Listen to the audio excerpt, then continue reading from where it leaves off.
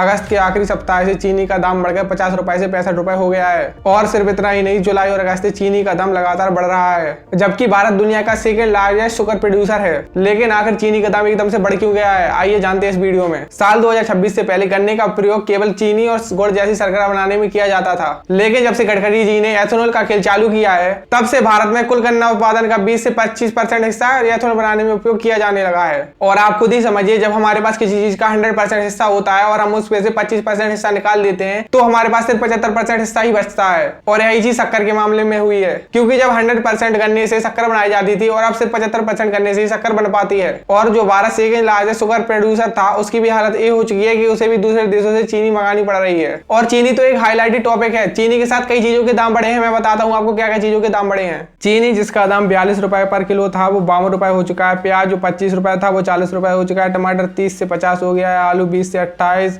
दाल का 120 से 140, चना दाल का 110 से 130, सरसों का तेल 140 से 160, दूध 1 लीटर से 56 से 62, एलपीजी सिलेंडर 93 से 953, पेट्रोल 104 से 110 हो गया बढ़ के। और ये तो सब ऐसी चीजें हैं जो हमें रोजमर्रा के काम आती हैं, और उनमें से बहुत सारी ऐसी चीजें जिनके बारे में तो हमें अभी पता नहीं है। अब एक जो मिडिल क्लास आदमी है, वो अपनी जरूरतें पूरी कैसे कर सकता है बताओ, इतनी महंगाई में। ना हमारी पर कैपिटा इनकम जाता है, ना हमारे यहाँ की जलवायु जानता है। हमारे यहाँ महंगाई इतनी सारी है, भ्रष्टाचार इतनी सारी है, अब आदमी करे तो करे क्या। और यहाँ तक कि कल जब मैं सब्जी लेने गया तो भाई मेरी तो हालत ही खराब हो गई। प्याज 80 रुपए किलो, टमाटर 120 रुपए किलो, सरसों की भरी जो मतलब 10 रुपए की 100 ग्राम आती थी, वो अब 30 की 250 ग्राम आने लगी। बताओ भाई, बहुत ही ज़्यादा। और भाई हम लोग जैसे मिडिल क्लास फैमिली से आते हैं, वो अपने लिए जो पढ़ाई वगैरह कर रहे हैं, उनका क्या होगा। वो तो कुछ चीज़ें ही नहीं खरीद पाएंगे, सिंपल से अपनी ज़रूरतें भी पूरी नहीं कर सकेंगे।